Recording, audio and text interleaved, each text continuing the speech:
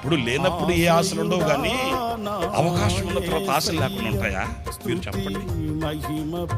ఇప్పుడు చేతిలో చిల్లు గవ్వలేకపోతే మౌనంగా ఉంటాం, కానీ ₹1,00,00,000 చేతిలో ఉన్న తర్వాత ఏం కొనకుండా ₹1,00,00,000 కడతో చూసుకుంటూ ఉండమంటే ఉండగలుగుతామా? మీరు ఆలోచించండి.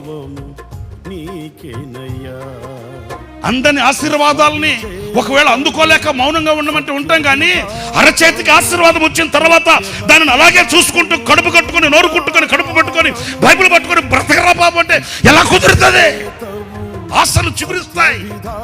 అవకాశాలు వాడుకోవాలన్నా ఆశలు మనసును వేధిస్తాయి. మనిషి జారిపోయేది ఎప్పుడు తెలుసండి? స్థితి మారినప్పుడు. నేను చెప్పేది మీరు వింటున్నారా? కొంచెం స్థితి మారితేనే అక్కడే ప్రమాదం ఉండేది. అందుకే పరిశుద్ధ పౌలు అన్నాడు, మనం ఏ స్థితిలో ఉంటామో ఆ స్థితిలో సంతృప్తి కలిగి బ్రతకడం మంచిది బాబు అని చెప్పాడు. ఎందుకంటే మన స్థితి మారినప్పుడే మనం జారిపోయే ప్రమాదం మనకుందని గుర్తించాలి మనం. అందుకే భక్తుడు ప్రార్థన చేశాడు, ఐశ్వర్యమునైనను పేదరికమునైనను నేను కోరుకోవట్లేదు నాయన, తగినంత ఆహారం నాకు పెట్టి పోషించడం ఆయన సరిపోతుంది. ఏమయ్యా ఇంత విరక్తి చెందావు అనంటే ఆ ప్రమాదం ఏంటో తనకి తెలుసు. వింటున్నారా?